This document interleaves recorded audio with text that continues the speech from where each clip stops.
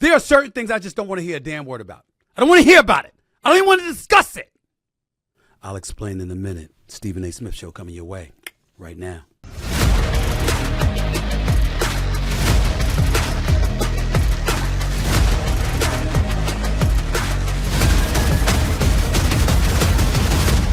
What's up, everybody? Welcome to the latest edition of the Stephen A. Smith Show, coming at you as I love to do at the very least 3 days a week over the digital airwaves of YouTube. Number to call up as always is 888-SAS-5303. That's 888-727-5303. Even though I won't be looking for you to call in, I'll be back into my regular studios, my new studios, back on the east side of this country come this Monday. But for now, I'm still out west in Los Angeles, California. As always, let me take a moment to show my appreciation to all of y'all for your support. I've picked up over 80,000 subscribers this month. I'm exceeding over 518,000 subscribers over the first 10 months of this podcast / show. Can't thank you enough. If it wasn't for the love that you're giving me, it wouldn't be escalating and elevating on a very big level. So thank y'all for the support and the love. Keep it coming, and I'm going to keep on coming. Just make sure to click and subscribe to the Stephen A. Smith Show anytime you get an opportunity to do so, and that would be greatly appreciated. And as always, I'm always asking you to pick up my book, my memoir, my New York Times best-selling memoir, Straight Shooter, memoir of second chances and first takes. It is now in paperback, so just go to straightshooterbook.com to make sure you get the book, or you can go to amazon.com, or you can go to your local bookstores and you'll find it there. Let me get right to it because I got a bunch of stuff coming on the show today, a bunch of stuff to discuss. It's going to be a wild show to some degree. Got my man KP, Big Perk, the one and only Kendrick Perkins, coming on the show a little bit later on to discuss some NBA basketball, and that's where I'm starting because I want to talk about Joel Embiid. I'll get into some NFL stuff later. I'll get into some stuff in pop culture and entertainment, some wild stuff that's going on and beyond. But right now I want to start with the NBA because I saw a game last night. And I saw this brother Joel Embiid show up. And I saw him come back just the second game back after he was out for a few games from that sore knee. Dropped 41 and 10 on Nikola Jokić and the Denver Nuggets, the reigning defending NBA champion Denver Nuggets. And when I'm thinking about Joel Embiid, let's get something out of the way right now. He is the reigning league MVP. And right now, he's the leading candidate for league MVP honors. Now, he's missed 10 games. He's missed 29 of the 39 games he was eligible to play in, obviously due to a sore knee by and large. And because of that, according to the new rules that have been implemented by the NBA just this past October to address load management, whereas if you miss more than 17 games, if you don't play at least 65 games to be specific, you'd be rendered ineligible for some of the awards, All-NBA, League MVP, that kind of thing. So we got to pay attention to that when it comes to Joel Embiid, if that's what you care about. If that's what he cares about, that is something that obviously he has to be mindful, because over the course of the next 42 or 43 games or so, he can't miss more than 7 more games. He misses more than 7 games. That renders him ineligible for those awards. Now, the question to me, what's really resonating in my mind is whether or not he gives a damn. That's what I want to know from Joel Embiid. This is Embiid talking about load management. Check it out, y'all. It doesn't matter how many games I play. The goal is to be healthy the rest of the year. We're winning. That's the main thing. If there's something going on and I can't meet the requirement for the amount of games played to qualify for NBA MVP, then so be it. He had better say that. He had better said that. He had better utter those words out of his mouth. Because if he gave 2 cents of a damn about winning league MVP, I would be incredibly disappointed in Joel Embiid. Let's put stuff in perspective right now. As we sit here today, on this particular Wednesday, the Philadelphia 76ers are 26 and 13. They've got the next 2 days off before they play again Friday. They're the number 3 seed in the Eastern Conference behind the Boston Celtics and the Milwaukee Bucks. They played Boston. They've gone at it with Boston. We know that Boston is the elite team in the Eastern Conference and not the entire NBA, but they tend to jack up too many threes. We look at the Milwaukee Bucks and we say, this is not Mike Budenholzer's Milwaukee Bucks, who actually play defense. This Milwaukee Bucks team struggles defensively. Now, it helps that they got Dame Time, who showed up the other night and hit the game-winning shot from about 40 feet. This is what he does. We saw Giannis Antetokounmpo wrap his arms around Damian Lillard. We know what they can do offensively in Milwaukee. We get that. But Adrian Griffin had better get things together defensively, because I believe if he doesn't and they bow out early in this postseason, he might lose his job. I really feel that way because I haven't heard players raving about him. Matter of fact, I've heard the Greek Freak being a bit reticent about him, which brings us to Philadelphia. When you look at the Eastern Conference right now, they're 26-13. Ladies and gentlemen, I'm here to make this announcement. The Philadelphia 76ers could win the East. They could win the East. Joel Embiid is one reason. He's averaging 35 a game. Tyrese Maxey is another reason, averaging over 25 a game. Plus, the brother can ball. He's at the point guard spot. He doesn't have to share the ball or wait for James Harden to give it to him, because James Harden is now excelling in Los Angeles and Tyrese Maxey is excelling in Philadelphia. The key to all of this success for the Philadelphia 76ers is Tobias Harris, who dropped 24 last night in beating the reigning defending NBA champion Denver Nuggets. Tobias Harris, who's averaging 18 and 6, shooting 51% from the field. Tobias Harris, who can ball, by the way, is a legit 6'7", 6'8", got a J, can put the ball on the floor, can post you up, can score. How aggressive is he going to be? That's the question that we have to start asking. But I got news for you. Did you know that the Philadelphia 76ers, just like they did last year, still ranked top 4 defensively with defensive rating? Did you know that? Did you know that they're averaging 7 more points per game this year than they did last year? Did you know that? You should. I'm paying attention to that because I'm looking at the Philadelphia 76ers and I'm saying to myself, wait a minute. If they're more potent offensively, their pace has quickened, and on top of it all, it hasn't compromised them defensively, and Joel Embiid can be healthy and plays this way, and Tyrese Maxey can continue to play this way, then it really comes down to Tobias Harris. And the reason why I'm bringing Tobias Harris up is because everybody thinks the Sixers are a move away. Well, what move? Do I want Pascal Siakam? Do I want Zach LaVine? Do I want somebody like DeJounte Murray? I don't want those pieces if Tobias Harris shows up and is aggressive on a night-in, night-out basis and shows you that he has skills, that he's got a game, that he has an offensive pulse too. If Tobias Harris plays like he's played in 3 of the last 4 games, dropping 32 in a loss, dropping 37 in a win over Sacramento, dropping 24 last night against Denver. If that Tobias Harris shows up, ladies and gentlemen, Philadelphia, what exactly is it that they need? I'm just asking because I'm not sure they need much. Which brings me back to Joel Embiid, because obviously that subject goes right out the window. If Joel Embiid doesn't show up come postseason time and play the way that he plays during the regular season, the priority, ladies and gentlemen, doesn't need to be about some damn league MVP. He already got one. Here's the number that matters. The brother is 5-1 in opening round playoff series. He's 0-5 in Eastern Conference semifinal series. 0-5. That means he's never been to a conference finals, which means he's never been to an NBA finals, which means he's never won a championship. And Jokic has. Now, I don't know if any of y'all have seen this when you think about the comparisons that exist between a Jokic and an Embiid. But look at my wallpaper here.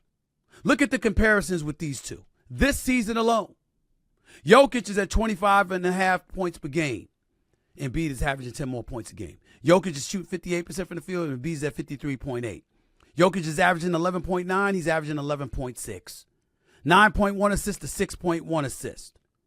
So Embiid got him in points per game, is right there with him in rebounds per game. Durability obviously works in Jokic's favor. He can't jump on a curb. Can't jump onto a curb, but nobody can stop him. I still can't figure it out. He's just a big tub of lard that just leans his body on you and stuff like that. Every time I think about Jokic, Nikola Jokic, I think about Tyson Fury fighting Deontay Wilder. Even when I miss, I'm just going to lean on him and lean on him and lean on him. Eventually, his legs are going to give out, and he's going to be a stationary target for me. That's what Tyson Fury said before he beat him in the trilogy, and I'll be damned if he didn't call it accurately. That's Jokic. He leans on everybody, swings the elbow, just leans, doesn't have any kind of physique whatsoever. Look like a damn walrus half the time. But it doesn't matter because he's phenomenal. He's great. He can't be stopped. But I told y'all last week, despite his greatness, Give me both of them healthy, and I'm taking Embiid all day, every day. As long as Embiid is fixated on winning the championship. Let me be very clear. I don't give a shit about no damn league MVP for Joel Embiid. I could care less if he wins the second one. He should be after the chip. He should be after the chip. You don't believe me? Listen to my man Shaquille O'Neal. He was on this show right here, the Stephen A. Smith Show, just a couple weeks ago, explaining this very thing, this very comparison about Joel Embiid and league MVP honors as opposed to championships, and juxtaposing that to Nikola Jokic, the reigning defending NBA champion. Listen to Shaquille O'Neal break this down for you. They're both great players, but if Joel doesn't win, you're going to kill him. Your show. Yeah. You, Big Perk, JJ Redick. Right. Joker has that edge. He's won, right? Right. So, even though, the numbers are different. And I had an interview the other day, and I could remember having similar, lesser numbers than Joel Embiid. And they asked the great Kareem Abdul-Jabbar, what do you think about Shaq? And his response was, he's pretty good, but he hasn't won yet. Kind of broke my heart, but it was the truth. Listen, Joel Embiid is a fabulous talent. Definitely number one, number two. But if he doesn't win in this world we live in, you're going to kill him. See what I'm saying? Shaquille O'Neal is absolutely right. Joel Embiid goes into the playoffs and wet the bed again. We will crucify him. I'll be the first to do it. And I love the guy. You got to perform. Ladies and gentlemen, if you don't have the ability to do it, you don't have the ability to do it. Stevie A don't knock scrubs. I don't knock scrubs. Because if you scrub, you scrub. You just couldn't play. There have been times in my life that I did, and I won't name any names, and I regret that. I humbly concede I was a bit rough. I didn't know Twitter would come along later, and Instagram, and TikTok, and all of this other stuff. I didn't know YouTube would exist at that time. I didn't know that stuff that I said decades ago would go viral today. I didn't know. So I apologize for people that I called scrubs, and it went viral. But in today's generation of players, I don't bother scrubs. Hell, I was one of them. Why would I want to bother scrubs? But if you can play and you got the skills and you got the talent, then it comes down to the fire in your belly. And that's what we're talking about when we're talking about Joel Embiid. Last night, 41 points, 59% shooting, 12 of 15 free throws, 10 assists, 7 rebounds. 18th straight game of 30 points or more. Tying Hall of Famer Elgin Baylor for the 6th longest streak in NBA history. Oh, by the way, Embiid has scored 40 or more points in 7 of his last 13 games. The man is phenomenal. He's averaging, like I told you, 35.1 points per game. But he needs to play to 65 if that's what you're thinking about. And what you're thinking about is league MVP. I'm not thinking about that. I'm thinking about the fact that you got to win the championship or at least come out of the East. How about getting to the damn conference finals? That would suffice. How about that? Some advancement is necessary. He's gone up against Jokic head-to-head 8 times, and Embiid has won 6 times, averaging 27, and Jokic is 26. Shooting 38% from 3 to Jokic 29%. Averaging 11 rebounds to Jokic's 10. Has 2 blocks to Jokic 1. Head-to-head, this is what Embiid does. And here's why I love Embiid so much. Because in the game of basketball, at some point in time, it comes down to you against me. Mano a mano. What's up? What you going to do? Let's get it on. Embiid talks smack to you before he plays you. Then steps on the court and validates it by busting your ass. I love that. That's what basketball is. See, Patrick Mahomes is getting ready to go up against Josh Allen. But Josh Allen don't play defense, and neither does Mahomes. Josh Allen's got to go against Kansas City's defense. Mahomes got to go against Buffalo's defense. See, that's not mano a mano. Sometimes the discrepancy is flagrant because one team has a defense and the other doesn't. But in basketball, you literally can go up against one another. D-Wade could go up against Kobe. Okay? AI could go up against Marbury. You feel me? Shaq could go up against a David Robinson or a Patrick Ewing. Kareem could go up against Russell, and Russell could go up against Chamberlain. You think I don't know how great Chamberlain was? Nobody else averaged 50 and 25 in a season. But when your nemesis has 11 championships playing the same position you play and you have 2, you don't deserve to be mentioned ahead of them. Why? Because it comes down to the chip. I understand that some great players don't have great teams. And the great teams usually win. But in the sport of basketball, I've seen plenty of situations and plenty of instances where I've looked at other teams, Seattle and Phoenix, to a lesser degree, Portland, going up against Jordan in Chicago. And one could easily argue that the supplementary parts around the stars were better than what Chicago had. They just didn't have Jordan. Because in the sport of basketball, that makes up for it. Look at LeBron's teams that he got to the finals with San Antonio. When the first go round against San Antonio. What team was that? Got him to the finals. Yeah, he had a crew in Miami. Yeah, he had Kyrie and Kevin Love.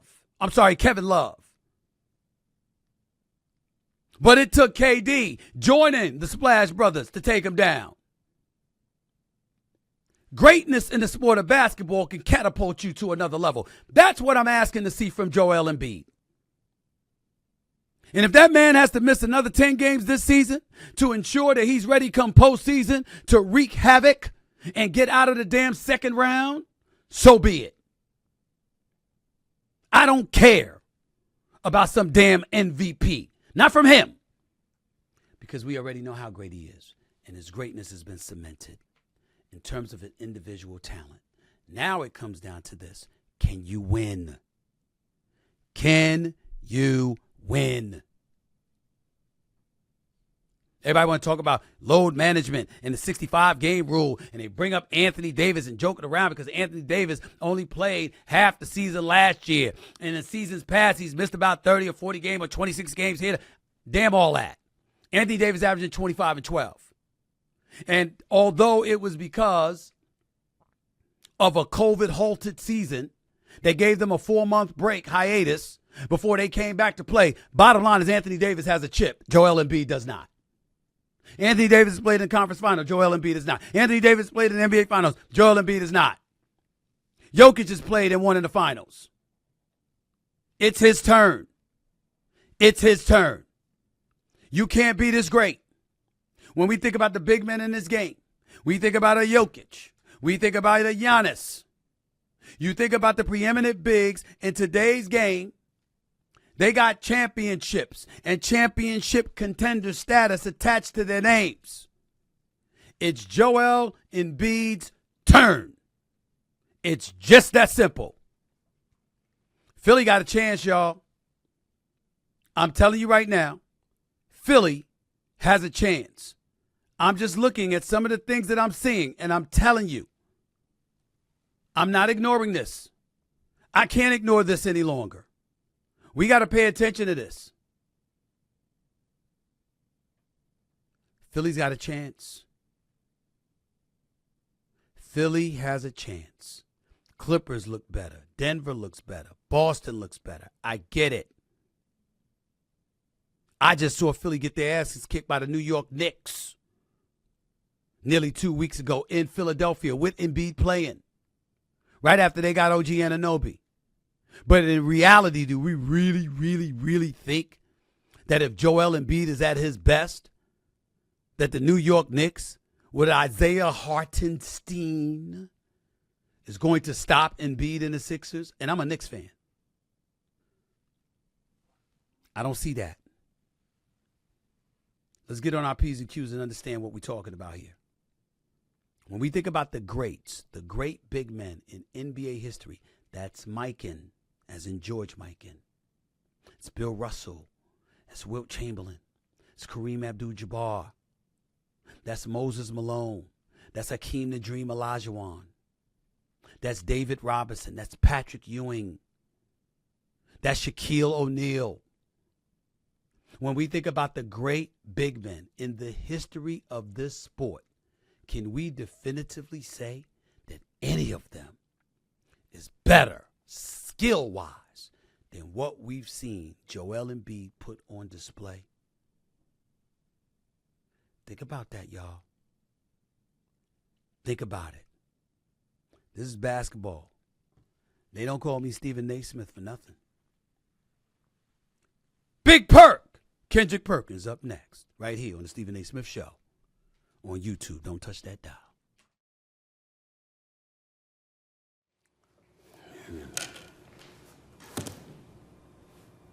What's that? What you put in the desk box on my desk for? Open it. Just open it. Just open it.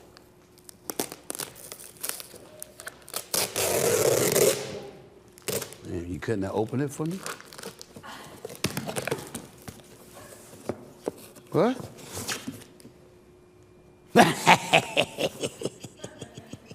Yeah. Ah, my new book on paperback. I like it. I like it. I like it. I like it a lot. It works for me. It works for me. Y'all see this? New foreword and all.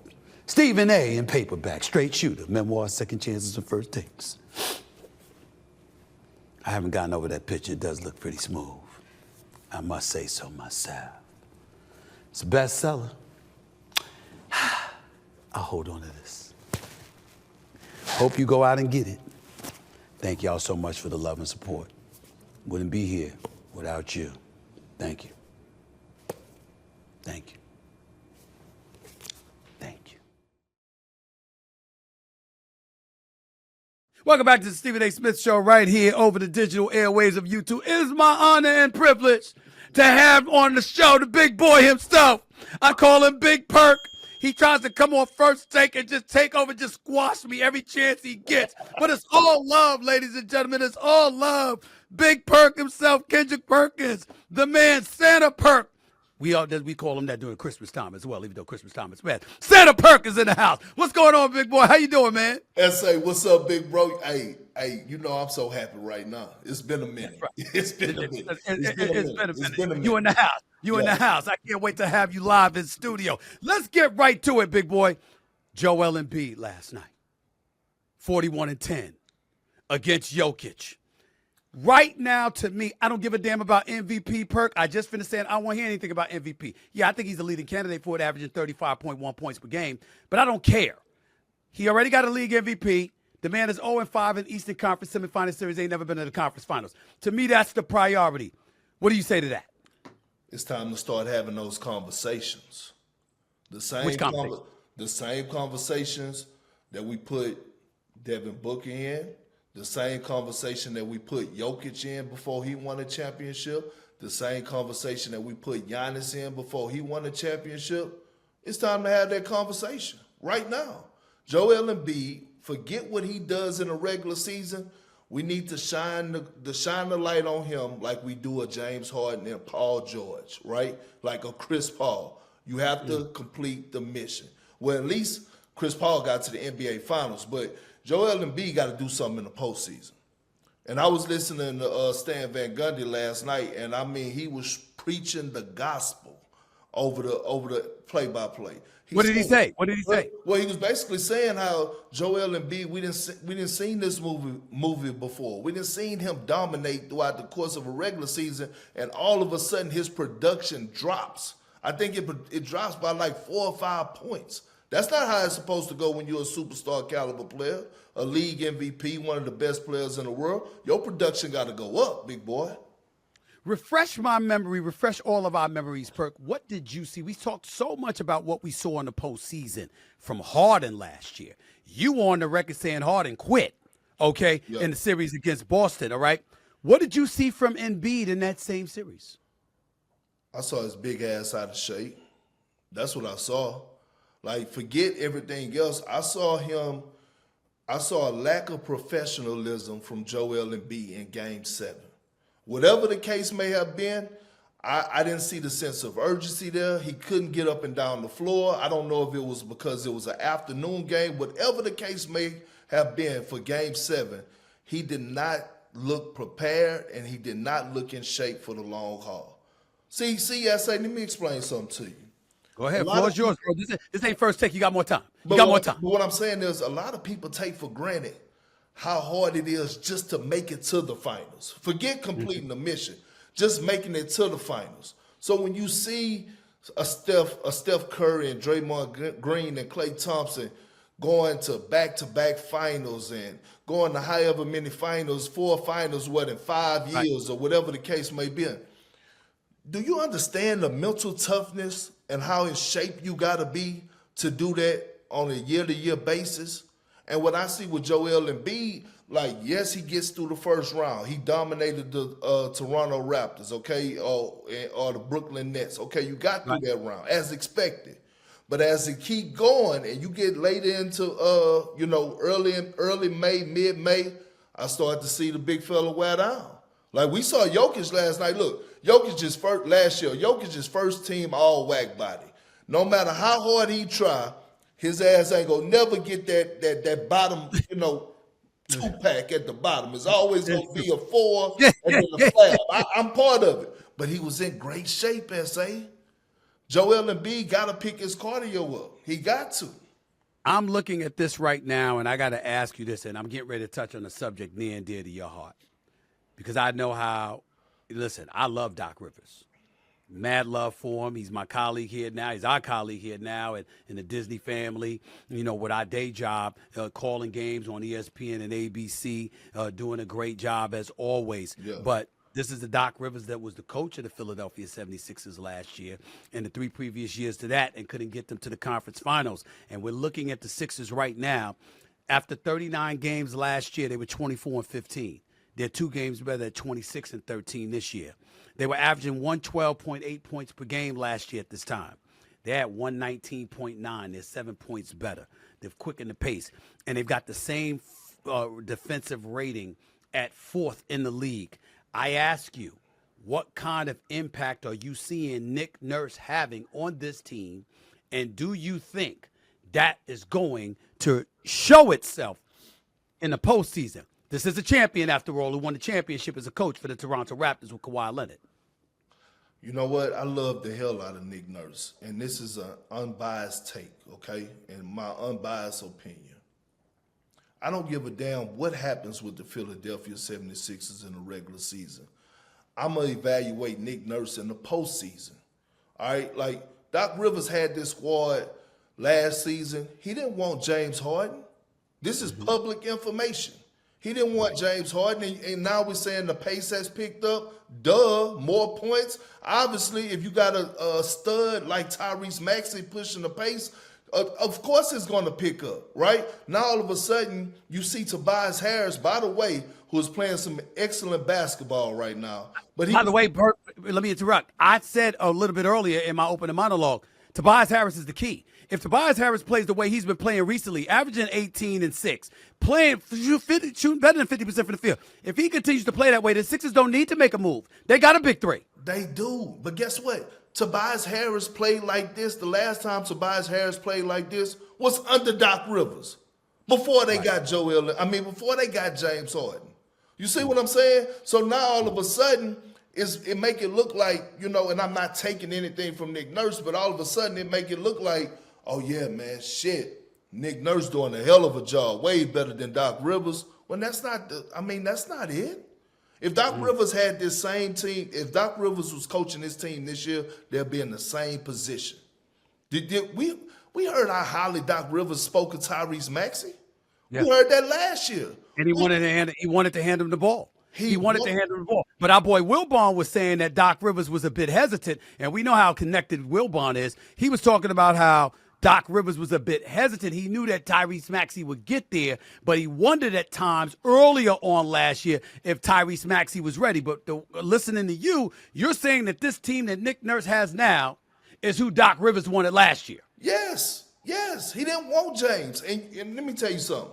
I don't know if you went and checked out that episode where Doc Rivers went on KG Certified, right? I have not seen it yet. KG told me to check it out. I haven't seen it yet. Check out that version. I'm trying to get the behind-the-scene clips because from what I was told, they had to edit so much of Doc Rivers out of there because he went in so hard on James Harden, they had to cut the clips out because they didn't want to stop him from getting a coaching job in the future. Wow. You know what I'm saying? That's how. It was that bad. Yeah, it's that bad. It's that bad. And look, kudos to James Harden. He's doing his thing right now with the Clippers, but again, I was getting ready to bring that up, Perk. He is balling for the Clippers, and the Clippers look like one of the top 3 teams in the NBA with James Harden. SA, he was balling last year with Embiid.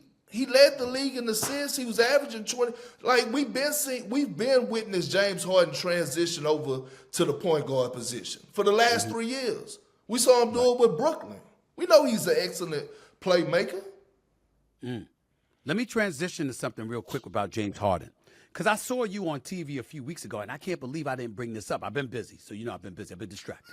But the bottom line is this. I saw you on TV, and you were going off. You were looking in the camera when you were on NBA Today on ESPN, and you were saying, yo, I was your teammate. Let's not forget I was your teammate, James Harden. I was there when you quit, and we couldn't find you in South Beach when we were in Oklahoma City, and you were going up against Miami. What sparked that outburst from you? Why did you go at him like that? Because I was watching the game and I'm listening to his post-game press conference, and he says, when we were 0-6, I heard a lot of chatter and people talking noise about us. Now that we're on the win streak, we're not hearing anything from those same people. I felt like he was directing that shit straight at me, and I had a problem with it, right? Because I was one of the ones talking noise about them going 0-6, and they deserve it, right? They was 0-6. I'm not...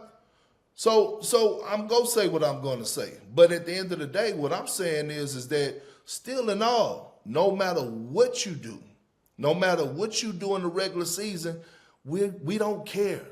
What's that saying? How you did it? I'm here to tell you. We don't care. We don't care. And that's the real part about it. Did you hear what Shaq asked Paul George last night? No, I did not. What'd he say? So I'm watching the game. You know, I'm in front of the TV. Wife in the bedroom mad because she ready for the big fella to come to bed. You know what I mean? You know what I'm saying? She want a huggy bed. She want a huggy bed. You know what I'm saying? She want a huggy bed. Where's my tender loving care? That's what she wanted. Yeah, go ahead. I'm listening to Shaq. And so Shaq asked PG, you know, basically, what is y'all goals this season? How far do you see this? What are the expectations in the locker room? PG shied away from it. He said, we're going to go how far this team is, like how far we take us, how much we sacrifice. Like Shaq basically wanted him to say, man, we trying to go win a championship. Right.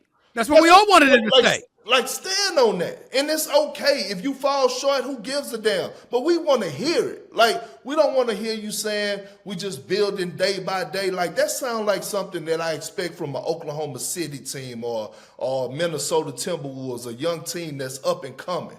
When I'm looking at this veteran squad, I want to hear, damn it, we trying to go win it all.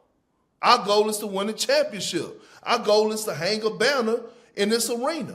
That's our goal. Like, and he shied away from it. I'm like, damn, you got to embrace that pressure.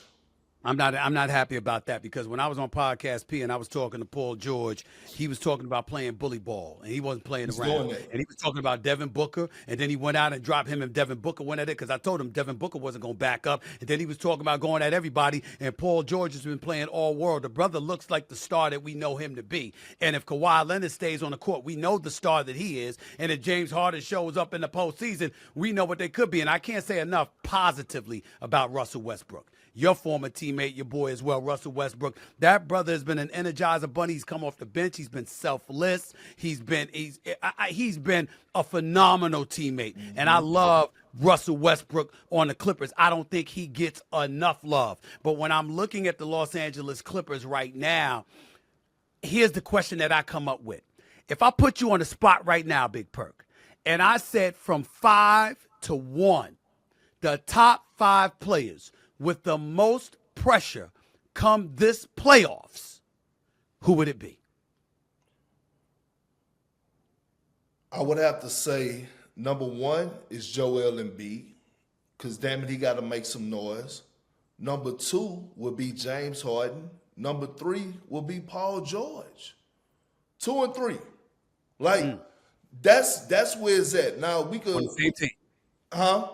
On the same team. 2 and 3 on the same team. Yeah, 2 and 3 on the same thing. Like, y'all got to get it done, especially if Paul George don't come to a contract extension for as an agreement with the Clippers throughout the course of this season.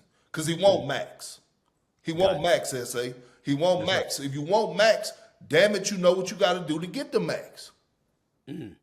What about the other 2 guys? You got those 3, Embiid, Harden, and then Paul George. Give me 2 more. with playoff pressure? Tatum. Jason Tatum is at number 4. Jason Tatum, he got to deliver. There's nowhere in hell you got that type of squad around you. And I wasn't a believer at first, but you got those pieces around you: Derek White, Drew Holiday, Jaylen Brown, Kristaps Porzingis, Al Horford coming in off the bench. And by the way, Peyton Pritchard is a hooper. Let me throw that out there. But I like that. You got those pieces. Damn it, you got to get it done. Like 5. you got to get it done. Who's number 5? 5. Damn it, Stephen A. That's right. I'm just saying, this is me, man. You know me. You know me. I'm going to ask you I questions. would have to say Dame Dollar. You can't force your way out of Portland. You can't force your way out of Portland. I know you wanted to be in South Beach. I know you wanted to be wiggling your toes in the sand, but damn it, you landed with Giannis Antetokounmpo. Nice. You haven't played with a superstar your entire career. No knock on Melo, but Melo was at the tail end of his career when he was with Portland.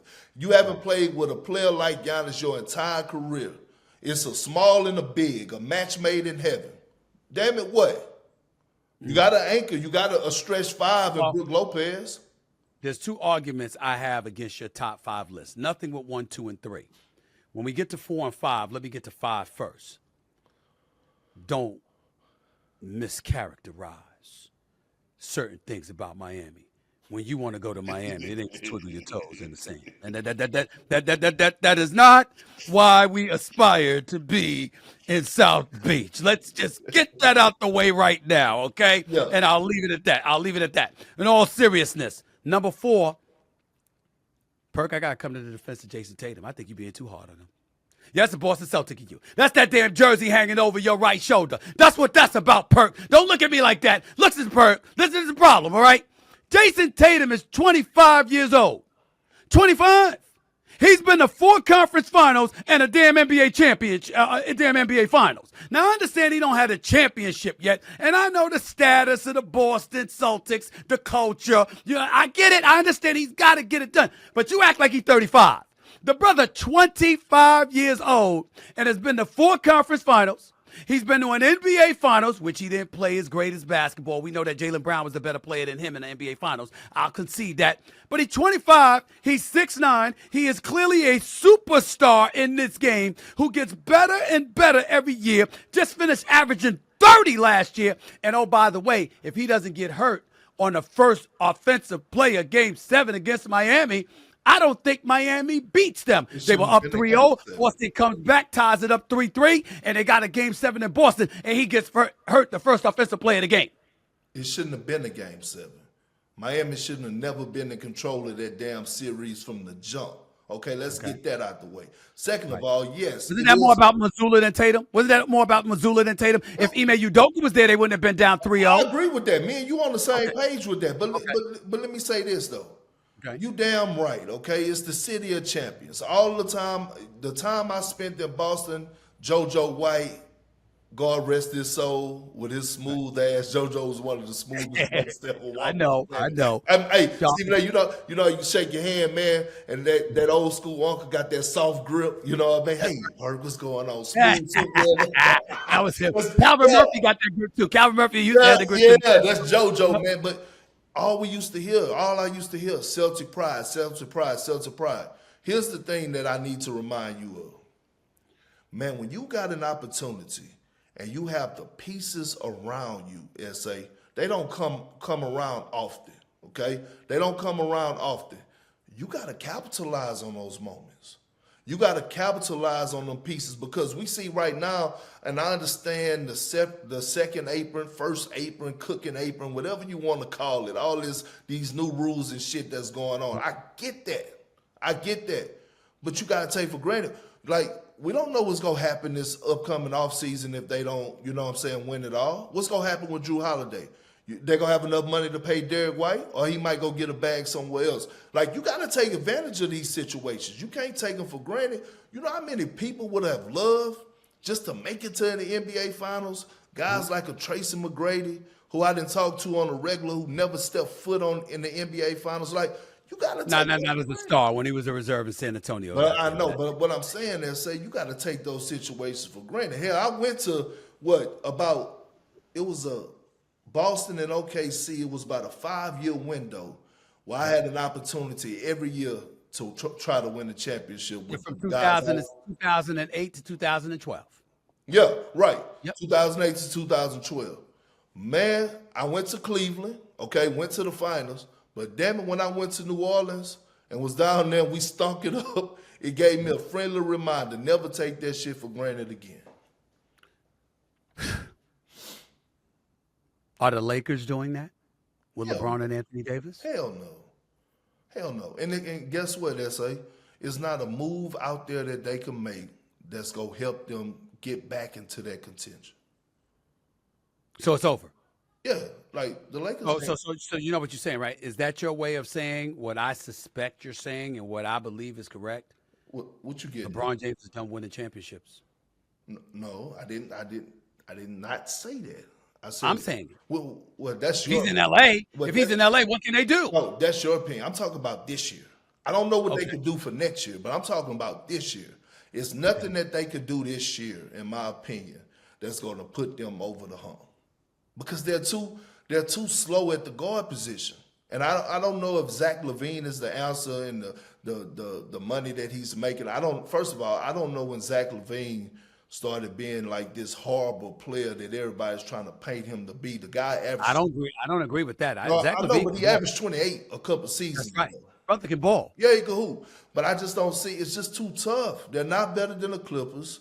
They're not better than the Nuggets. And to be honest with you, if they was to see Anthony Edwards and the Minnesota Timberwolves at any part of the postseason, they would get stomped out. Are you sold on Minnesota? And I asked that question not because of Anthony Davis, because I'm sold. Anthony Edwards, I'm sorry. I'm sold on him, even though Anthony Davis is having a great season. Props to him. He's playing games, averaging 25 and 12, balling, helping LeBron James. He's the only help that LeBron James is getting, to be quite honest with you, for the most part. But when I go to Minnesota and I think about Anthony Edwards, this brother's a young superstar in the making. He is something special, and he's bringing out the dog in Cat and Rudy Gobert that I haven't seen anybody be able to do, including Jimmy Butler. And even though Jimmy Butler didn't have Rudy Gobert, he just had Cat.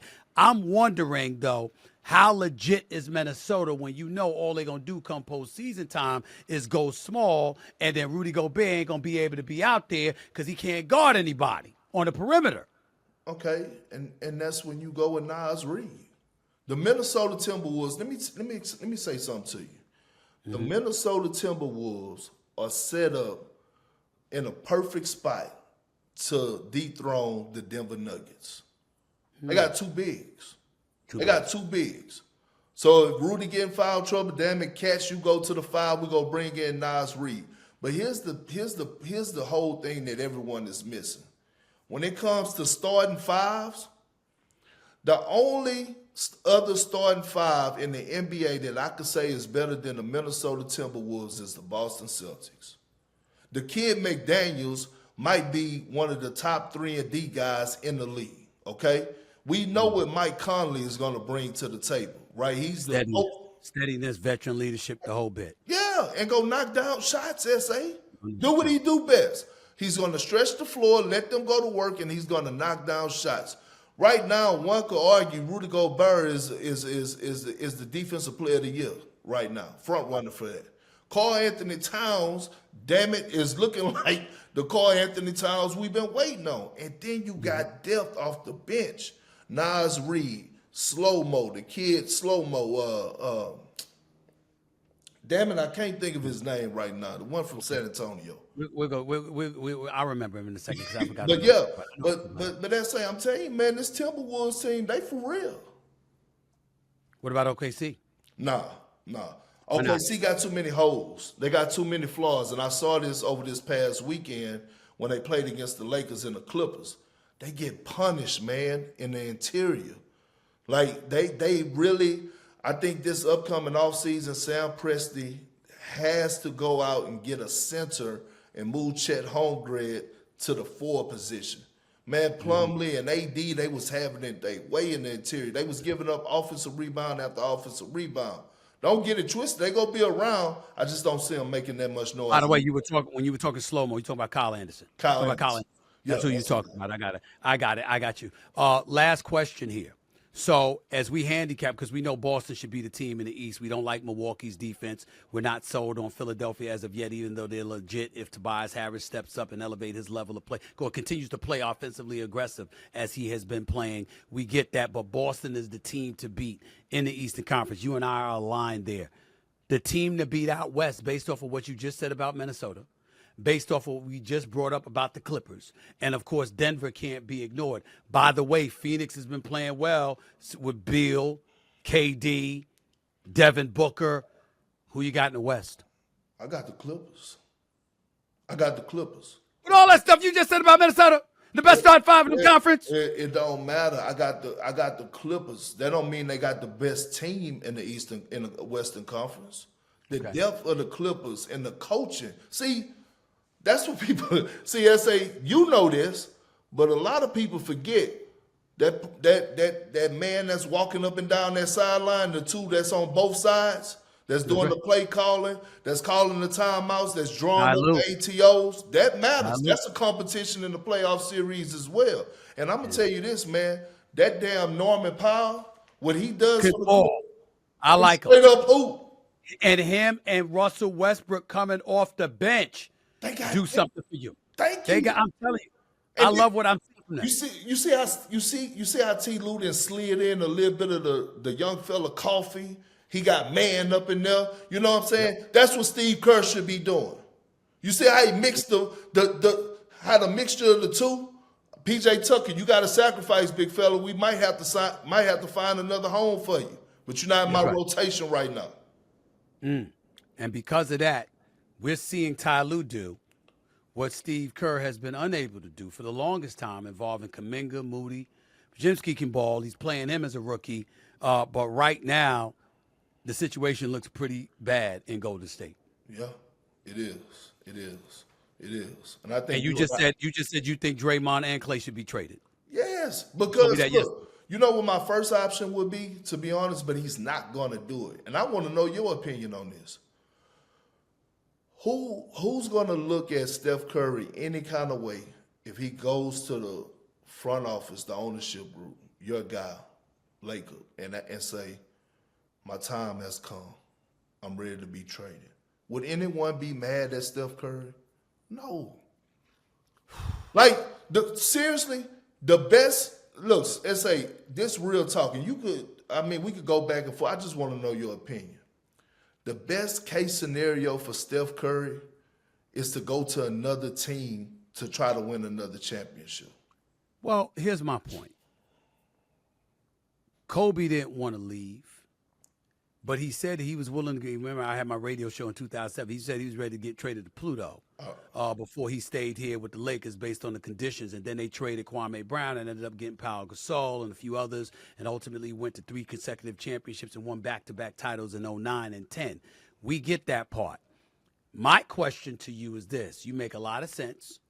You're right in terms of we couldn't blame Steph Curry, but has not ownership of the Golden State Warriors earned the right to have the opportunity to move guys, to bring better weapons to Golden State for Steph Curry to play with rather than trade them? Yeah, but they have. But my question to you is, what better weapons? What weapons are out there? All right, but like Giannis just signed a contract extension. What you gonna try to go land a Joel Embiid? He's not leaving Philly right now. You can't go get a Kevin Durant. Kyrie Irving just signed. Like, what are you going to go get? Does Zach LaVine take you over the hump? No. Like, what player out there can you go get? I don't even wish that on my man Joe Lacob, man. I got to tell you, if Steph Curry came asking to be traded, it would go down as the most miserable day in the history of the Bay Area. And this is an area that's lost the Oakland Raiders. Okay, this is an area that's about to lose the A's. This is an area that's lost the Golden State Warriors in Oakland anyway to them being in San Francisco now, even though they're still in the Bay Area. I can't think of a worse day in Bay Area history if Steph Curry asked to be traded, because you can't replace him. This is the greatest shooter God ever created. You can't replace him. I understand, but I mean, what else you gonna do? You got to be honest with him. You can't go into a meeting and lie. What you go say, look, Right now, do you think the dynasty is over?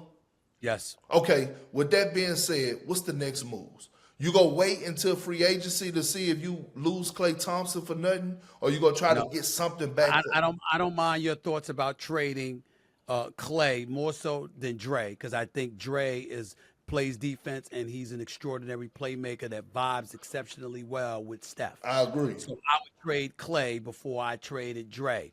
I think that Klay in the right situation could still prove to be an elite receiver. You just need somebody to get him open now, as opposed to him having to make himself open or rely on getting second dibs because Steph Curry gets first dibs. You got to right. I think the only two good situations for Klay Thompson is the Los Angeles Lakers.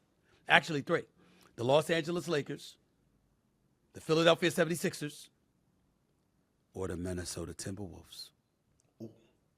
You know why I say Minnesota? Who are you giving up? Because I need somebody. You got to remember, J.J. Redick made this point on his podcast, The Old Man and the Three, and I kind of agree with him. The day of the quintessential prototypical point guard is beyond us. You got big wings playing point.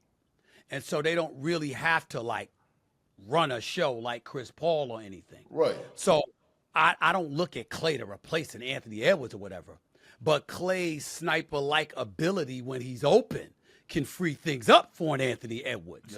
Combined with the Klay, the cats who can hit from three, because Karl Anthony Towns can hit threes. And, of course, you got the big boy down low in Rudy Gobert. So, again, it wouldn't come before a Lakers Philly scenario, but a Klay Thompson on Minnesota would not be bad. But you got to give up something significant to get him, and I don't see Minnesota doing that. And why should they? No, they shouldn't. They shouldn't. But you know what I'm disappointed at? Because I know you're about to kick me off in a minute. Sure. You brought up and you spoke on every damn team in the Eastern Conference, and you did not bring up the New York Knicks.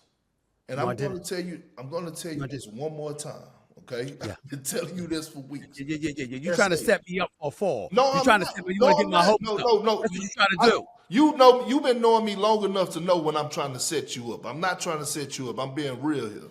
S.A., people don't believe me when I say this. This is the year. If the Knicks are trying to just go to a conference finals, this is the year for them to do it. Because I strongly believe if they bring their A game, they could beat Philly in the 7-game series. If they bring their A game, they could beat the Milwaukee Bucks in a 7-game series. Again, I'm not ruling that out. I'm just saying when I speak that into existence, they break my heart. How many times are they supposed to break my heart, Kendrick Perkins? How many times? How many times you gonna sit up there and laugh at me? Yeah, because I'm so disgusted because I get my hopes up for this team that I bleed for every damn day all my life that hasn't given me a championship since I was 5 years old. Five. I'm 56 years old, Big Perk. I'm 56. I know I don't look it. I look pretty good right now. But damn it, I'm 56 years old, man. And the New York Knicks haven't given me a championship since I was 5 years old. 5! I'm trying not to get my hopes up because I thought they were going to beat Miami last year. They should have got Donovan Mitchell, and if they had Donovan Mitchell, they'd have beat Miami. Okay? I still contend that. They need to get something done. But I'll give it to you. Could they do it? Yes. I think they could beat anybody outside of Boston. I truly do believe the New York Knicks could do it, but I'm just not going to speak it into existence because all they're going to do is break my heart. I'm not falling for that, Perk. Before I let you get on out of here, Woj is breaking some news on Twitter as we speak, bro. The Pacers are finalizing a trade to acquire All-Star Pascal Siakam. Ooh. Pascal Siakam to the Pacers for Bruce Brown, Jordan Nwora, and 3 first-round picks to the Toronto Raptors. Ooh. If that happens, your thoughts? Pascal Siakam to the Pacers. Number 1 offense in the NBA. I love the Halliburton. fit. I love the fit. I love the fit. Do I put them in that top tier? Nah, not really. But I will say this is gonna be a ripple effect. Since Pascal then went to Indiana, what is Paul George about to do?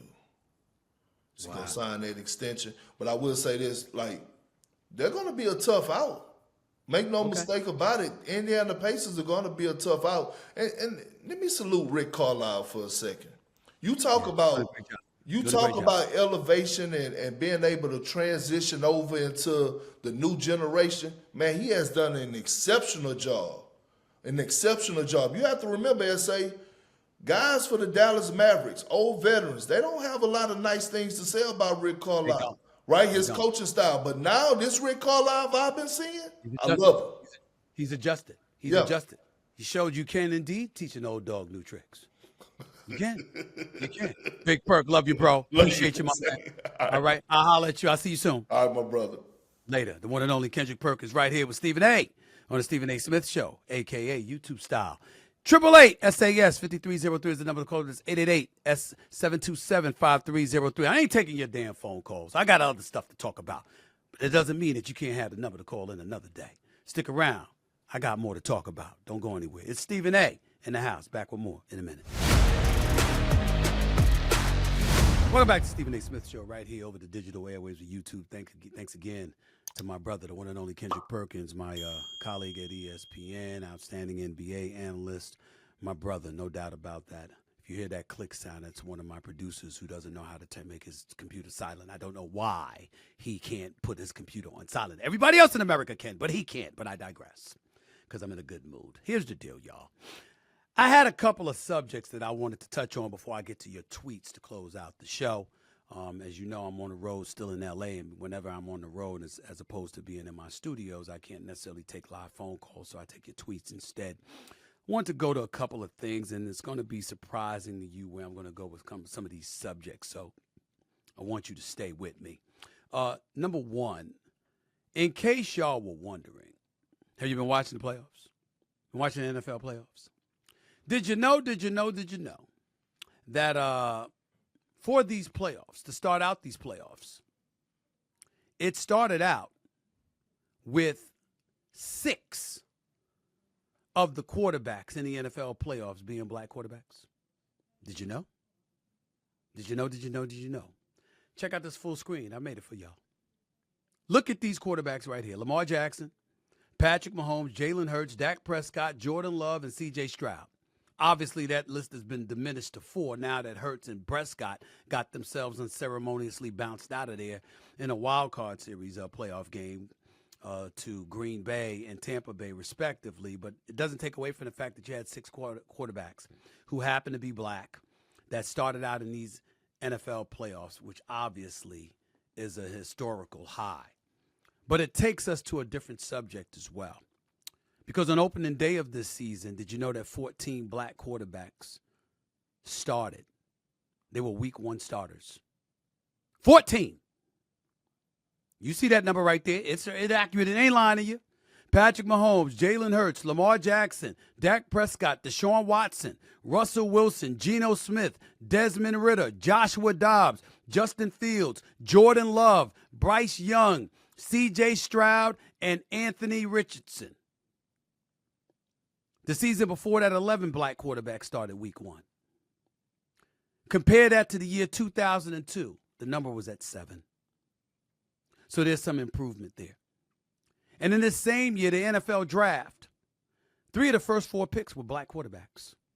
First time that happened in history. And Young at 1, Bryce Young at 1, C.J. Stroud at 2, Anthony Richardson at number 4. Why do I bring this up? Because you know what it has me thinking about? Colin Kaepernick. That too. It's got me thinking about Colin Kaepernick. Do you remember Colin Kaepernick? Because the NFL is clearly making a concerted effort to make sure you forget him. Didn't I tell you this was going to happen? Now, most conscientious observers don't forget Colin Kaepernick. He took a knee during the national anthem to bring attention to police brutality and the treatment of black and brown people in this country. He used the NFL platform when the national anthem was being sang to make his point. And as a result, he was blackballed from the National Football League. He was blackballed by NFL owners, not Commissioner Goodell, not the league office, the 32 owners. He was blackballed by them. Make no mistake about it. He was blackballed by them. And not only was he blackballed by them,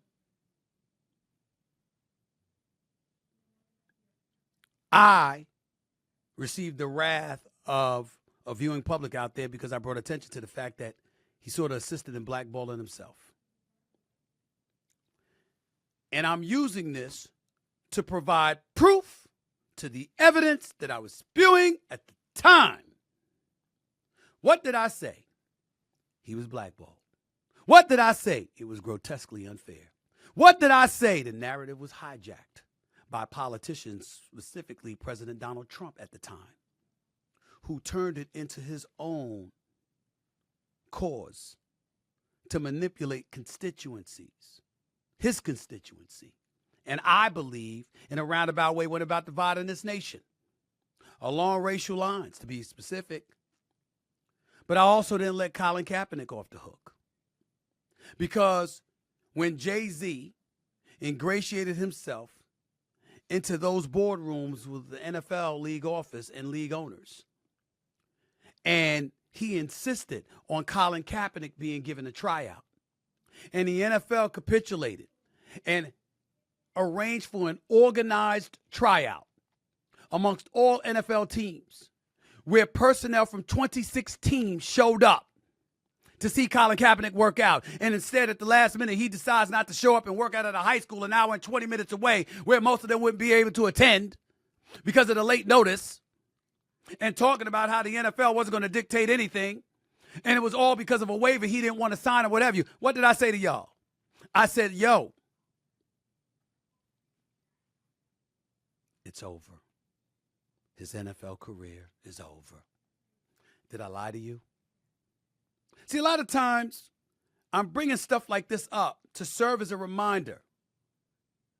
It ain't selling out, it's looking out when you're telling the truth about minefields that lie in wait so you can find your way to maneuver around them to get to where you want to go. Selling out is not telling you and letting you go right into that minefield. It's not alerting you to it and giving you a heads up about it so you can do something to navigate your way around it. But you didn't believe me. You didn't believe me. What did Jay-Z, what did I tell you that Jay-Z and others said in that room with Roger Goodell and some of those owners in attendance when they were talking about, we don't need Colin Kaepernick. We got Patrick Mahomes. We got Russell Wilson. We got a Dak Prescott. We got various others. These brothers getting paid.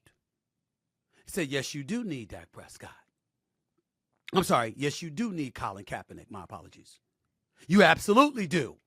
That's what he said, which is why the league ultimately organized the workout. And he didn't show up for it, using the waiver as an excuse. Now we fast forward to the year 2023 season, in the year 2024 to be specific now. And what do we have here? We have 4 quarterbacks still playing in the National Football League playoffs who happen to be black. That would be Lamar Jackson and C.J. Stroud and Jordan Love and Patrick Mahomes. We had 14 quarterbacks starting off the season, like I reiterated to you earlier.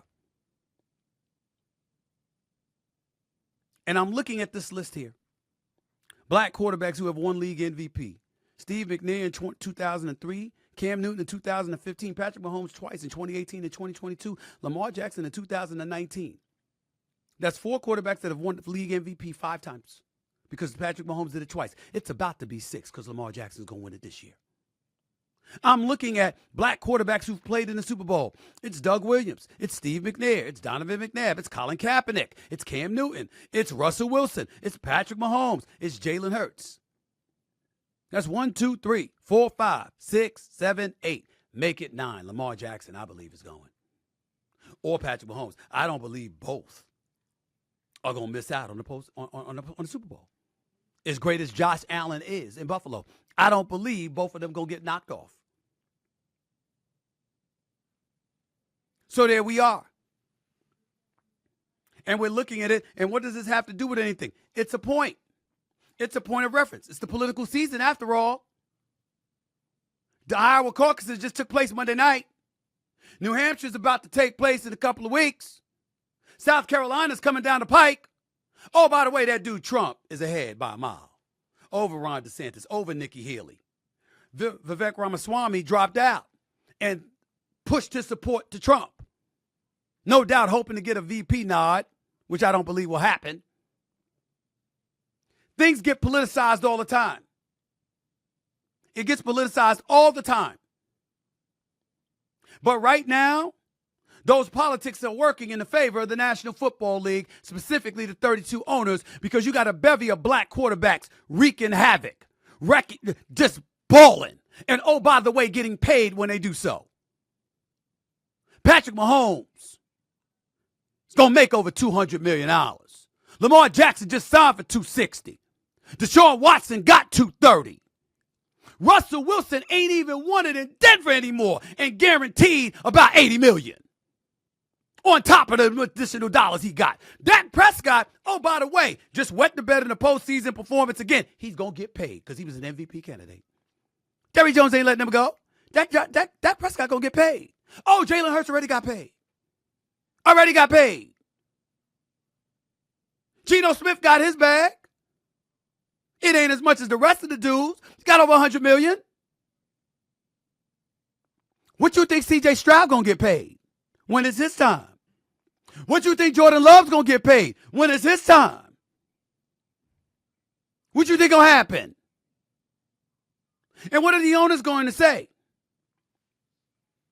We're taking care of the black quarterback. Didn't I tell you it was going to happen? You listening now? I tried to tell you. You can make all the arguments all you want to. Colin Kaepernick did. Remember his Netflix miniseries? Academy Award nominated filmmaker Ava DuVernay. She was the one that did the film, produced it, directed it, called Colin in Black and White. In that miniseries, he provocatively likens the NFL draft to slavery. Why am I bringing all of this up? Because it's important to note. And the reason why it's important to note, because in the scene from the miniseries I'm reading from here, Kaepernick is dressed in black with an afro framing his face as he condemns the NFL draft. We see a depiction of a slave auction juxtaposed with images of white coaches examining black bodies. Quote, "What they don't want you to understand is what's being established is a power dynamic," Kaepernick said at the time. "Before they put you on the field, teams poke, prod, and examine you, searching for any defect that might affect your performance. No boundary respected, no dignity left intact." Many people feel the same way Colin Kaepernick has felt. I'm not here to say he's wrong in terms of his depiction describing the NFL draft. Because I've often been on the record saying, damn it, if I ball out in college football and I'm a top player, okay, and I'm elite, why the hell do I have to go through all of this? I might be inclined to tell him to kick rocks. I ain't trying to do all of that. Here's the problem with his argument. We can liken it to slavery. If you could show me white slaves. But I see white NFL players having to go through the same thing that Colin Kaepernick described. If the requirement is to learn how fast you can run, how high you can jump, what level of punishment you can sustain, what level of durability do you have? What are your attributes? You got strong feet, you got strong knees, you got strong thighs, you got a strong arm, you got strong shoulders, you got a strong midsection. Do you hit harder or softer? All of these different things that come into play where they analyze and dissect you in a manner that Colin Kaepernick described just to highlight what you bring to the table. I have no problem with what Colin Kaepernick said if it were only happening to black players. But white players in the National Football League go through this too. You know how we know it? We see it on film. They air the damn draft. They air the draft. So when Colin Kaepernick was saying stuff like that, and then ultimately refusing to show up to workouts, and then ultimately proclaiming that this is the reason and all of this other is right as he was about being blackballed, he took it a step further by making this kind of noise but didn't show up to work out. And as a result, we look at the league now. There's black quarterbacks all over the place. 14 starters out of 32 teams. The owners are sitting back and looking at it and saying, how the hell can you talk about racism? And guess what? They have a point. Because no matter what you think, no matter what you feel, no matter what truth emanates through your brain and your head, the fact is they have plausible deniability because 14 starters were black. Most of them are getting paid. They're bringing that up. Meanwhile, the audience won't go anywhere. You go to church, you cut church short so you can get to a game on time. You ain't going to a game, you're getting home on time to watch it. Hell, you might not go to the game or be at home, but you're going to show up at a tailgate party. And you're going to cut church service. Do it. And it ain't only to watch it on network television or even local television. Now they putting stuff on Peacocks and other apps and YouTube. And guess what? The audience is larger. Last week, Miami and Kansas City had a playoff game on the Peacock app. Not NBC, the Peacock app. And 30 million plus watched. 30 million plus. They're getting paid. And whatever argument you want to make on behalf of Colin Kaepernick, to use this example, God bless him, is whistling into the wind. Because just like I told you, they'd move on. And you know how they would be able to move on? They were going to make sure black quarterbacks got paid, that he wasn't one of them, and that you'd continue to watch. And that's exactly what happened. Just like I told you. Your brother was looking out for you. That's all I was doing. I was looking out. Let's move on. Next subject that I wanted to touch was The View on ABC. Because for some reason, they brought up this subject, and I thought it was a very compelling subject, so I shouldn't summarily dismiss that because it was interesting to point out. And I just wanted to make sure that I broached the subject. Because according to a Los Angeles Times article entitled, "If Germany Can Teach the Holocaust, American Kids Can Learn About Racism." That's what it talked about. I'm like, what the hell is going on here? What are they talking about? What's that about? What's that about? It says here in Germany, it's mandatory to teach school children about the Holocaust. And it is taught in detail in the 3rd or 4th grade at the age of 9 or 10. Kids in Germany are being taught about the Holocaust and the insidious and incendiary actions of Nazis and the pain and the mayhem and the terror they inflicted upon the Jewish community. Not just in Germany, but throughout Europe, I might add, if Hitler had his way. They go on. Germans are honest about their past and recognize that the best way to ensure that it doesn't happen again is to never forget. We often say that about the Jewish community. They go on and says that doesn't seem to be the case in this country, as politicians seem to be trying to whitewash the subject of racism because they feel like it will make white children feel bad.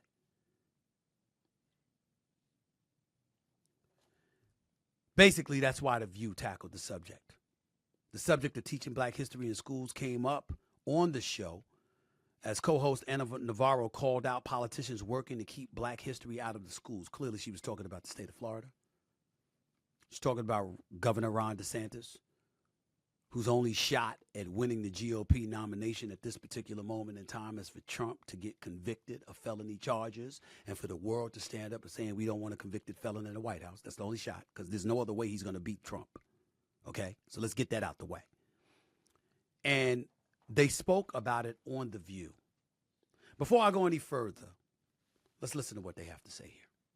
Only about 12 states have a Black History mandate, while 18 have passed laws severely limiting this curriculum.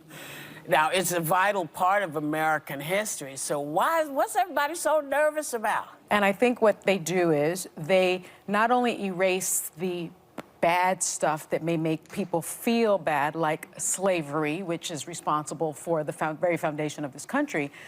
What concerns me even more is that they erase the contributions of people that don't look like them. Black history and other things, banning books, has been weaponized for political purposes to drive people to the polls based on outrage because my poor little white kid is feeling bad because he's learning about slavery. That's ridiculous. Learning about history should not make anybody feel bad. We learn about history. It should make you feel bad. No, but it's important that it makes you feel bad. I don't think it should make you feel bad. I mean, I don't think a white child that's had nothing to do with slavery should feel bad about slavery. I think we need to learn history so that we don't repeat the same mistakes. Yeah. My initial reaction when I first heard about the story was, what the hell are they doing having a debate about this? And then I saw their comments and realized it was not a debate at all. They were just addressing the subject. So I want to applaud Whoopi Goldberg and the rest of the cast there at The View for the outstanding work that they did in this particular situation. And I want to say this. Just like Colin Kaepernick and his situation was politicized, this issue right here is being politicized. You see, I'm a registered independent. You have folks on the left, there's no way in hell they're voting for a GOP candidate.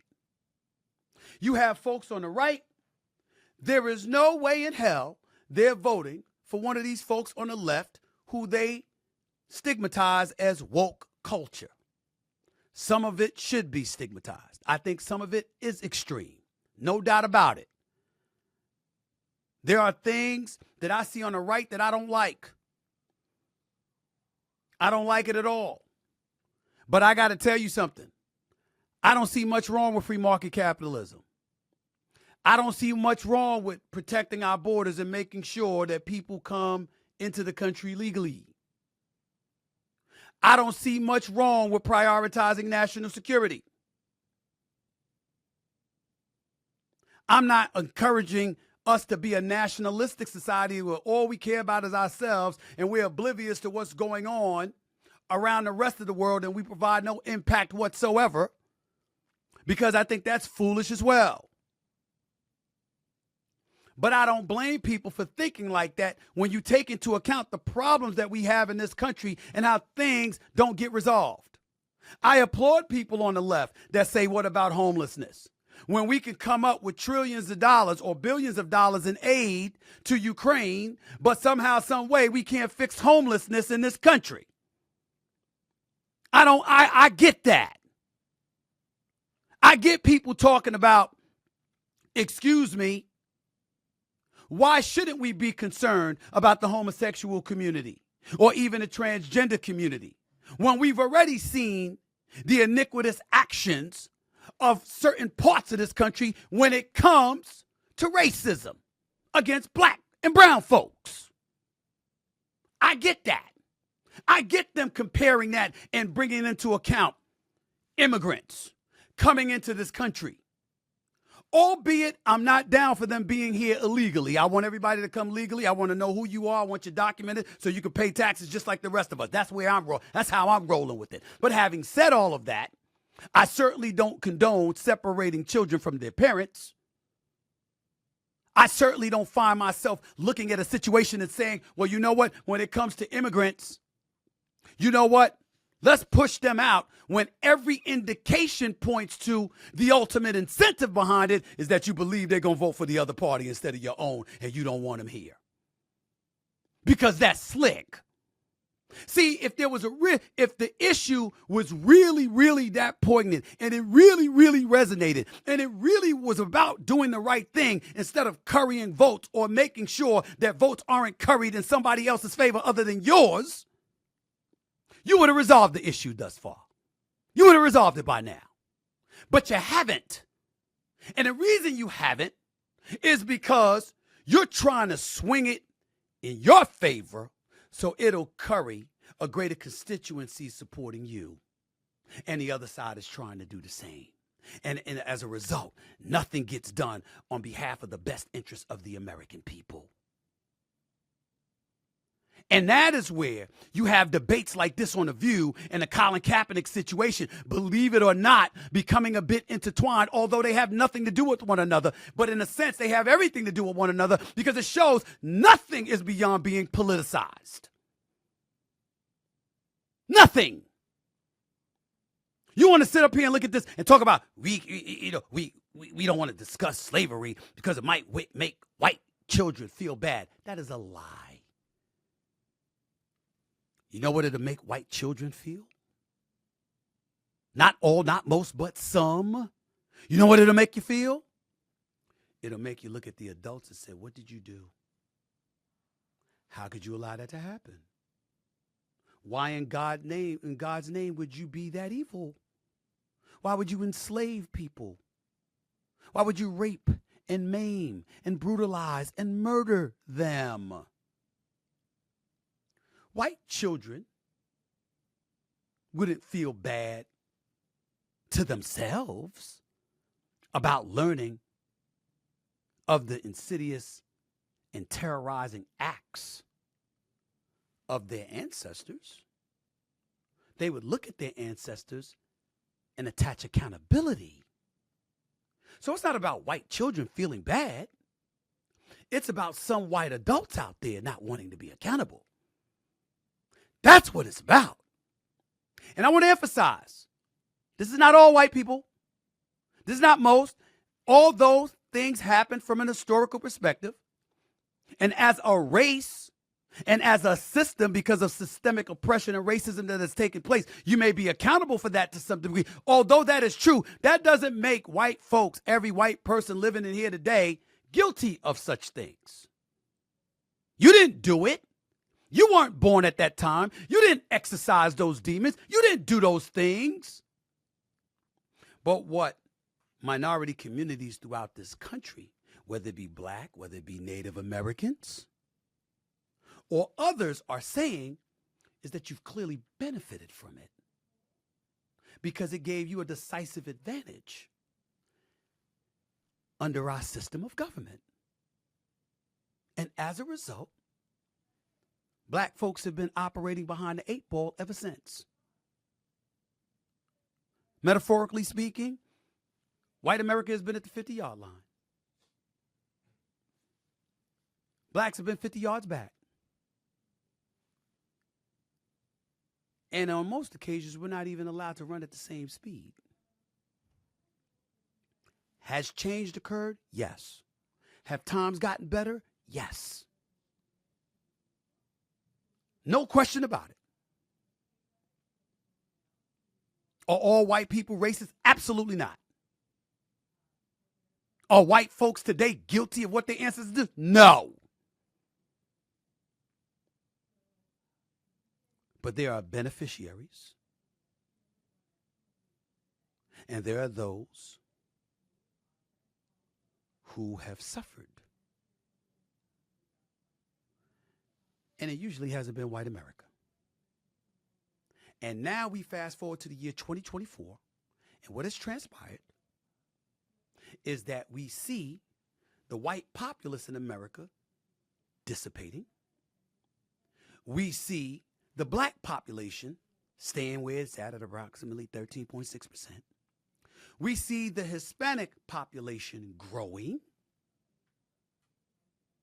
And the numbers via the Census Bureau reports, along with other nuggets of information, have edified us with the fact that in the years to come, there will be even less white folks in America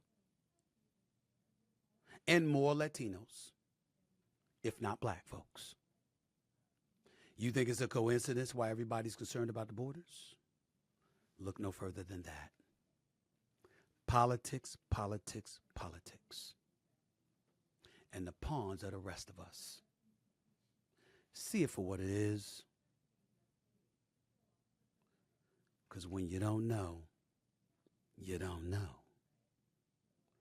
And you're left to do very little about it.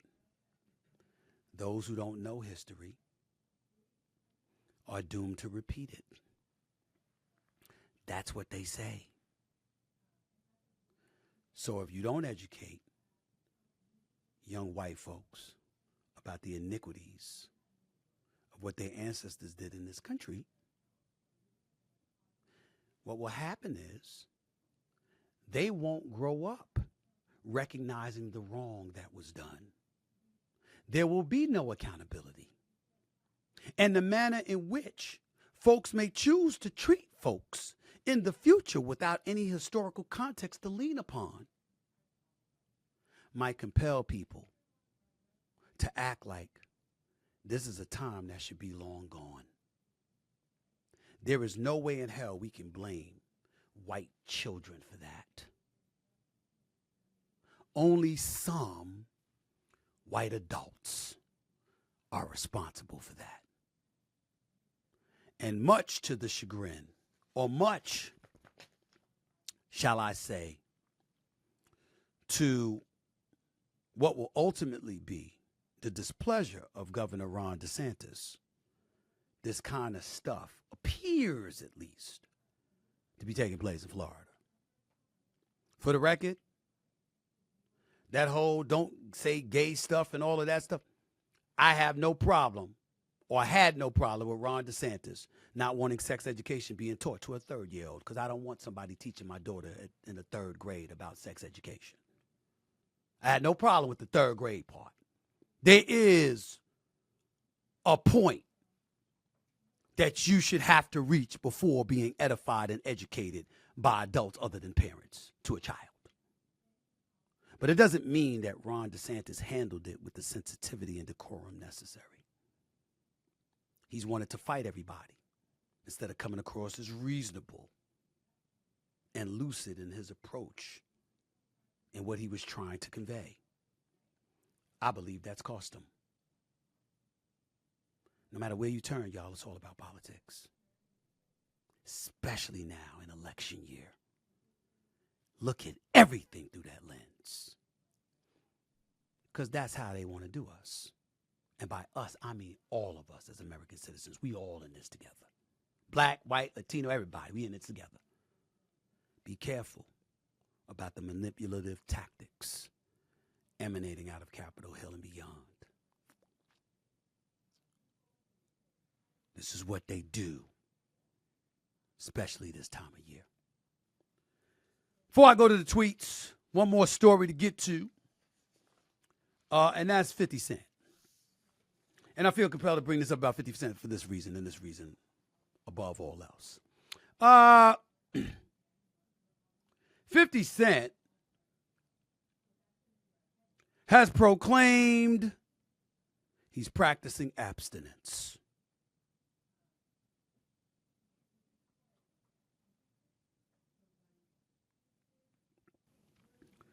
I will confess that it is a word that is very, very foreign to me. Sorry, Pastor, I don't know of such thing as abstinence. I do a lot of things, I do, but abstinence is not. It's just a foreign word. But let's listen to what 50 Cent had to say, because he says he's given up sex in the year 2024. He shared a rather surprising Instagram post about his plans for this year. He said, quote, "My new idea is so big, I don't have time to be distracted." He wrote on his Instagram account early on Tuesday, January 9th. He said, "I'm practicing abstinence. I have been meditating and focusing on my goals. I hope this year helps you excel to the next level." That's what he said. 50 talked about the Shreveport City Council's approval to establish a G-Unit Films and Television Studio. He's got some stuff going on in Houston, Texas. We know what he's done with the spinoffs on Stars as an executive producer of Power and the Power book series. The guy's phenomenal. 50's no joke. He's something else. I'm looking at Power book Ghost. I'm looking at Power book Force with Joseph Sikora, a.k.a. Tommy Egan. I'm looking at Raising Canaan, okay? And that girl that plays Rock on Raising Canaan, I think she's a Tony Award winner. She is a sensational actress. Oh, my God, she is sensational. That woman can act. She is special. And I love that show, too. And I'm quite sure Star's got a few projects coming down the pike. Major props to that network and what they're trying to do. But 50 special.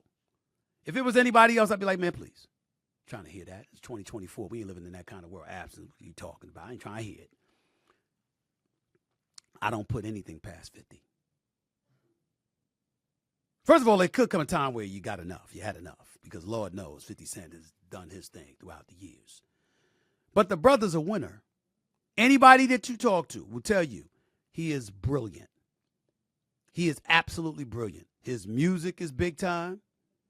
His acting ability ain't shabby. Him as an executive producer with the content he creates is big time. 50 Cent is special. And I'm scared. If the rumors are true, what I'm hearing about P. Diddy, if the rumors are true that 50 Cent is coming out with a documentary, sort of like Surviving R. Kelly, Surviving P. Diddy, if that's true, because I don't know if it's true or not, but I hear that 50 Cent trying to do something like that, I'm scared. I'm scared.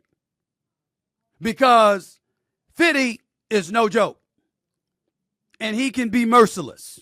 When he wants to go after people, he don't play. That is not an enemy anybody should want to have. But having said all of that, we have to celebrate his brilliance. This brother right here, popular rapper. Some years ago, that between 2003 and 2005, he had seen this was his quote, by the way. He said between 2003 and 2005, he had seen every version of a vagina out there. That's what he said. That was not me. That's his words. I'm just reading. But forget all of that for a second. G-Unit Films and Television Studio. Okay? It's big time.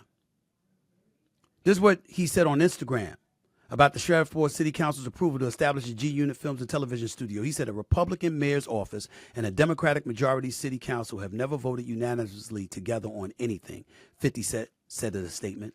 This day represents the future of Shreveport. Betting on me is not a gamble. It's a sure thing. He's right. Ladies and gentlemen, I got aspirations. Media company, production company, the whole bit. I hope I'm half as successful as 50 Cent. I mean, his work is phenomenal. You say whatever you want. Again, the Stars Power spinoffs. All right? And let me not forget BMF, Black Mafia Family. Okay? Let's not forget that. He also has multiple small screen projects slated for 2024, including a series based on Eminem's 2002 film 8 Mile and a boxing drama Fightland, a documentary about his nemesis Diddy, who is facing rape and sexual assault allegation lawsuits. He's coming for Diddy. Oh God. I'm praying that I hope he doesn't. I don't wish that on anybody.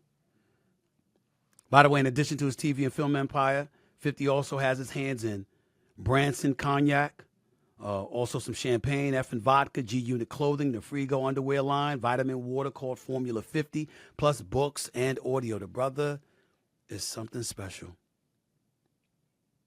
There's just no denying it. And if he says he's got bigger plans and it requires abstinence so he can meditate and what have you, he might be the first man on the planet I actually believe when he says that.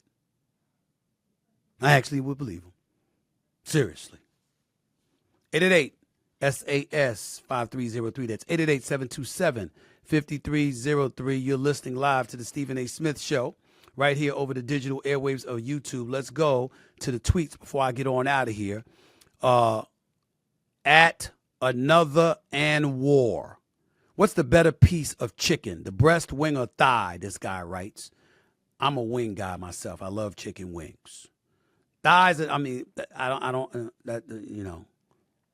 only dark meat I like is, that's obvious. When it comes to chicken, that's not me. I don't like dark meat on chicken. I like the breast, and I like the wings, and I'm a wing man all day, every day. Okay, so let me just say that.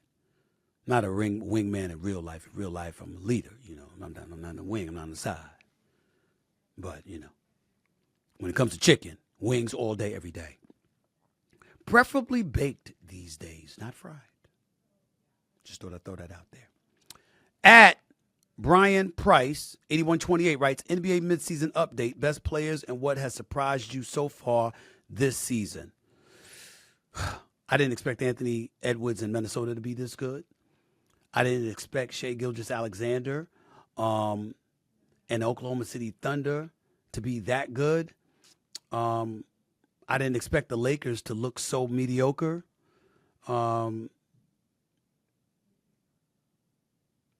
That really stands out.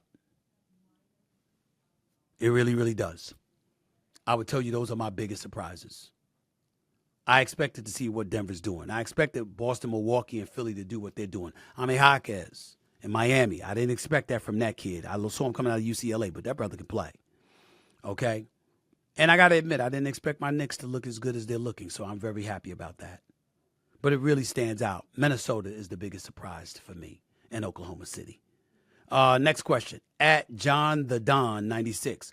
Talk about what would a Super Bowl win mean for Lamar or Josh Allen.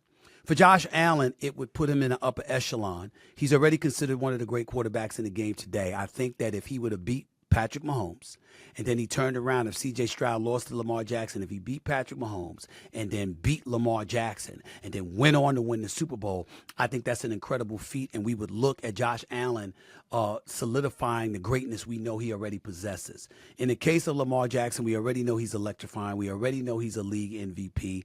We already know what an elite dual threat he is at the quarterback position. But if Lamar Jackson wins the Super Bowl championship, what it would do for his career would be incredible. It would be astronomical. But what it would do for dual quarterbacks everywhere, especially black dual quarterbacks, I can't even measure it.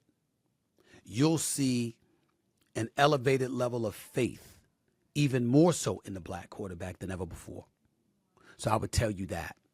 That's what it would mean to Lamar Jackson. That's what it would mean to the game of football. And he'd be cemented as one of the all-time greats if he won a Super Bowl as well with his abilities. Last question. At the DB, D-E-E-B-Y. Would you rather fight 3 26-year-olds or fight 26 3-year-olds? Some of y'all have the dumbest ass questions I've ever heard in my life. Ever.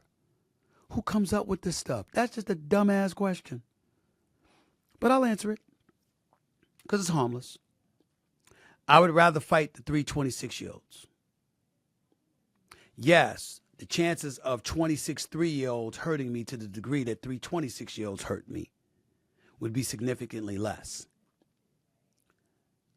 But who looks good beating up on 3-year-olds? That's just a horrible look. That's child abuse. Even if there are 26 of them. It's child abuse. That's why I would go that route to answer your question. Got to get on out of here. Glad y'all stayed with me. Nothing but love for y'all. Hope y'all appreciate and love the show. I know I did today. Looking forward to talking to y'all in a couple of days. But I got NBA Countdown on ABC and ESPN to do Wednesday night. Got a lot of work to handle, so I got to get on out of here. But I'll talk to y'all at a later date, all right? Preferably this Friday. Until then, peace and love. See you later. Stephen A. signing off.